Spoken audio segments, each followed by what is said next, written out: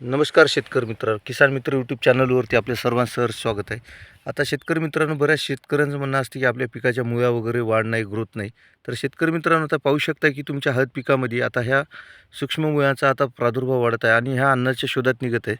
तर शेतकरी मित्रांनो, आता इथं पहा आहे की ह्या थोड्याफार काही भागामध्ये काळ्या डॅमेज पडत आहेत आणि ह्या बारीक मुळ्या ज्या आहेत ह्या अन्नाच्या शोधामध्ये बाहेर निघत आहेत. तर शेतकरी मित्रांनो, आपल्याला मशागत करून घेणं हे महत्त्वाचं आहे. जर याला अन्नद्रव्य आणि पाण्याची जर कमतरता पडली तर हे अशा पद्धतीने हे पान पिवळसर आणि याच्यावरती करपा येत असतो. आणि शेवटी याच्यामध्ये आपल्याला जाणवते की पिकाचं किंवा झाडाचं नुकसान जे होत आहे. तर शेतकरी मित्रांनो, आता हे जे मुळे आहेत ह्या शेंड्याला पहा, ह्या तांबूस कलरच्या आणि किंवा लाल कलरच्या आपल्याला दिसत आहे. तर ह्या जशा आपल्या मुळ्या जशा काळ्या किंवा तांबूस पडतील तसंच आपल्या पिकाचं नुकसान होत असतं. आणि ह्या निरोगी राहण्यासाठी आपल्याला ह्याच्यामध्ये जे जीवाणू किंवा अन्नद्रव्य द्यायचे आहेत हे आपण वेगवेगळ्या पद्धतीने देत असतो. तर शेतकरी मित्रांनो, साधारणतः ह्या जे मुळे आहेत ह्या पूर्ण आपल्या अन्नाच्या शोधामध्ये आपण पाहू शकतो की इथं आहेत.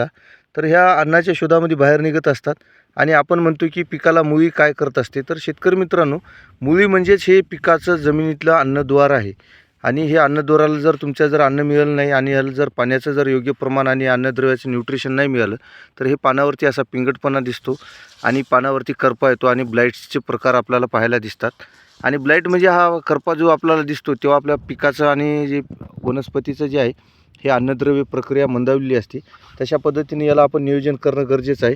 आणि तुम्हाला पुढील नियोजन आणि माहितीसाठी माझा नंबर सेव्ह करा, 9527003666. आणि तुम्हाला ऑनलाईन पण औषधी आणि घरपोचमध्ये आपण स्पीड पोस्टाद्वारे आपण देणार.